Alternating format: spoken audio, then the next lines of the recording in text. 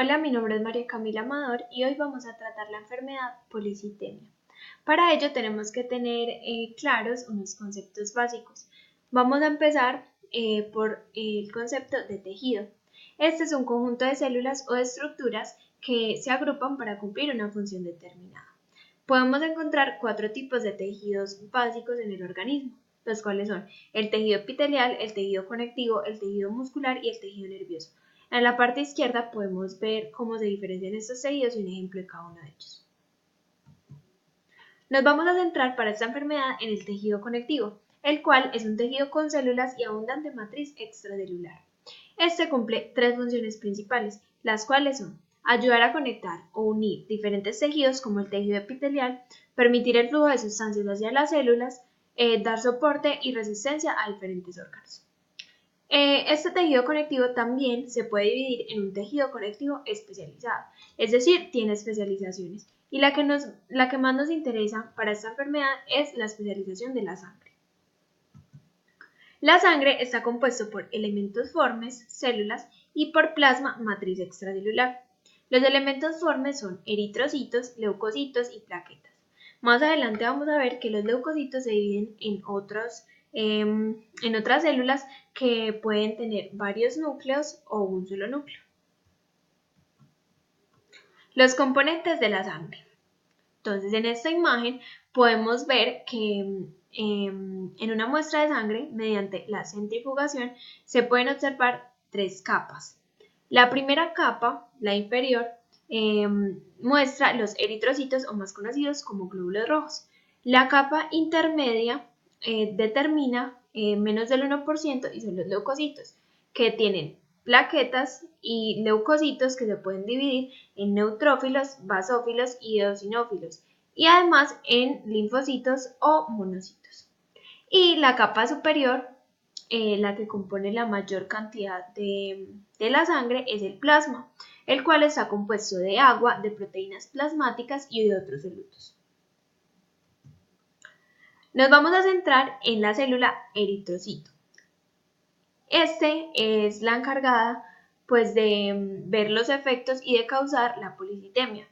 Entonces por eso vamos a indagar en ella. El eritrocito en el proceso de maduración y formación, es decir, en la médula ósea, donde se produce, pierde sus organelas y su núcleo. En el compartimiento citosólico es rico en hemoglobina, la cual es la proteína encargada de transportar el oxígeno. Como ya lo dije, la función del eritrocito es llevar los nutrientes y los desechos a donde se debe en el organismo, manteniendo el equilibrio, transportando oxígeno desde los pulmones a los tejidos o dióxido de carbono de los tejidos a los pulmones. Estos eritrocitos solo funcionan dentro de los vasos sanguíneos y por ello tienen que tener unas capacidades como flexibilidad y adaptabilidad dentro de ellos. Por eso cuenta con unas membranas, unas proteínas de membrana, las cuales pueden dividirse en proteínas transmembranales o integrales y proteínas periféricas. En las proteínas transmembranales podemos ver que se destacan la glicoforina A y C, aunque también se pueden ver la B y la D, y la banda 3. Y en las proteínas periféricas, la banda 4, la 1, la espectrina que da soporte, la actina, la anquirina y la aducina. Aquí podemos ver la morfología eritroide, con cada una de sus proteínas transmembranales y periféricas. El eritrocito tiene forma bicóncava. Tiene un diámetro de 7 a 8 micras con un promedio de 7.5 micras y un grosor de 2 micras. En la parte de abajo podemos observar la cantidad o el rango normal de eritrocitos que debe haber en un paciente o en una persona. Este valor de referencia en un adulto puede variar dependiendo del sexo del paciente. Si es un hombre, va a tener aproximadamente entre 4.400.000 a 6 millones por milímetro cúbico de sangre. Y si es una paciente femenina, va a tener aproximadamente entre 3.900.000 y 5.400.000 por milímetro cúbico de sangre. La médula ósea. La médula ósea es el lugar donde ocurre la hematopoiesis. Este es el proceso mediante el cual se forman las células sanguíneas. y la eritropoyesis, que es la que nos interesa, que es la formación de los eritrocitos o glóbulos rojos. La médula ósea está formada por dos componentes, el parénquima, que se encarga de la función de un órgano, y el estroma, que aporta o acompaña a dicha función. Entonces, la anatomía del hueso puede contener hueso esponjoso o hueso compacto. El hueso esponjoso contiene toda la médula roja y el hueso compacto es el que permite el movimiento, pues y da soporte a las funciones del organismo. También hay una médula amarilla que está compuesta por grasa y esta posee unos vasos sanguíneos que permiten la adecuada vascularización del tejido. Entonces, en la imagen que vemos a nuestra izquierda podemos ver la estructura de la médula ósea y su sistema vascular, el cual, como vemos, es un ciclo. La primera es la arteria nutricia, la cual lleva oxígeno, se la pasa a las arterias radiales, la cual se comunica con capilares corticales que hacen ese intercambio de oxígeno y dióxido de carbono, llega a los sinusoides venosos este dióxido y por último desemboca en la vena central. El estroma.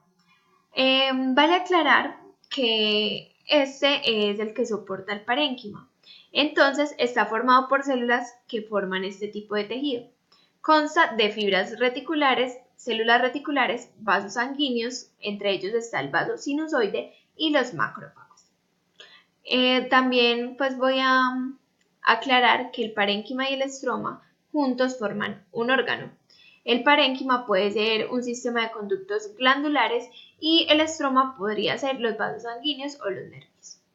En la imagen que vemos en nuestra derecha, en la parte inferior, se puede ver este estroma y sus componentes de una manera más clara. Se ven las células reticulares, el vaso sinusoides, las células mesenquimáticas que normalmente están en reposo, los macrófagos que poseen cavidades donde se nutren las células inmaduras y las fibras reticulares que están compuestas normalmente por colágeno tipo 3. El estroma y el parénquima están en el espacio extravascular.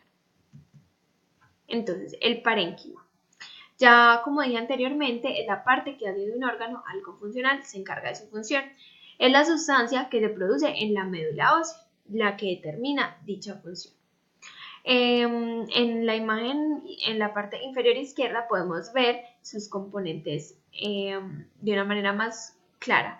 Entonces se ve el eritrocito, una célula madre hematopoyético pluripotencial, que es decir, que puede formar diferentes tipos de células sanguíneas.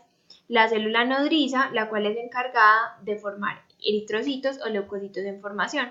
Y estas se les denomina células precursoras de eritrocitos o de leucocitos. La eritropoyesis, como ya mencioné anteriormente, es el proceso que produce o genera los eritrocitos o glóbulos rojos. Esta tiene una duración de 5 a 7 días y tiene un proceso que se muestra en esta gráfica, donde la célula madre, que es un hemocitoblasto, produce un proeritoblasto, el cual genera un eritoblasto, después un normoblasto, los cuales se encuentran en médula ósea, y después este normoblasto genera un reticulocito, el cual da origen a nuestra célula, que es el eritrocito o glóbulo rojo.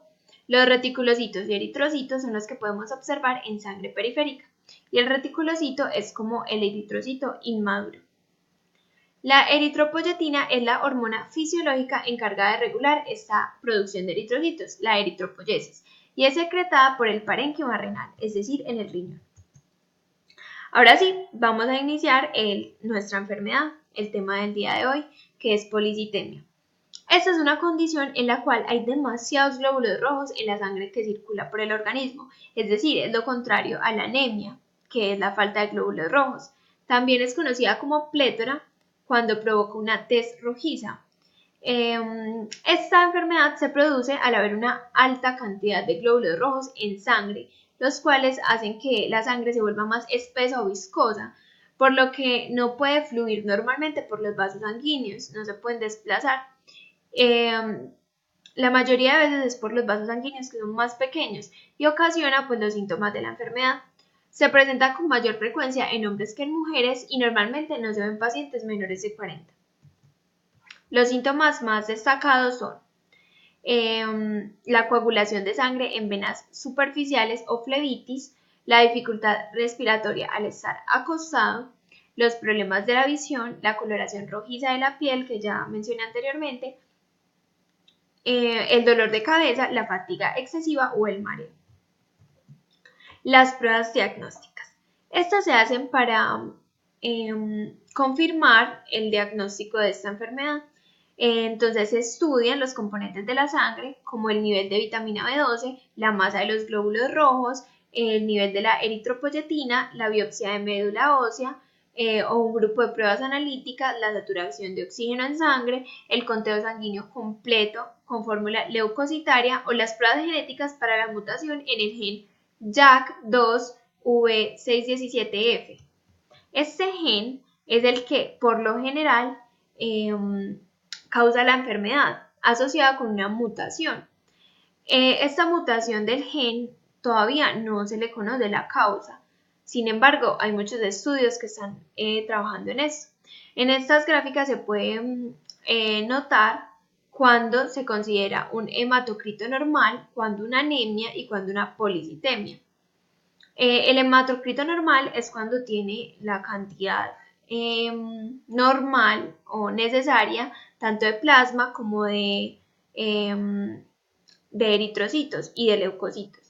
La anemia es cuando tiene una cantidad de eritrocitos menor y la policitemia cuando tiene un nivel de eritrocitos mayor. Es decir, el hematocrito normal difiere en el hematocrito de policitemia en la cantidad de eritrocitos que posee. Es decir, en la disminución o el aumento, ya sea una anemia o una policitemia. El tratamiento para esta enfermedad. El objetivo de dicho tratamiento es reducir la viscosidad o la espesidad de la sangre, que obviamente va a evitar el problema de sangrado o de coagulación y va a permitir que los eritrocitos se desplacen fácilmente por los vasos sanguíneos pequeños.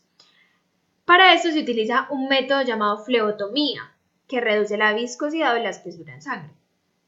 Semanalmente se extrae una unidad de sangre del paciente, aproximadamente de medio litro, hasta que el nivel de hematocrito o de glóbulos rojos disminuya en la sangre.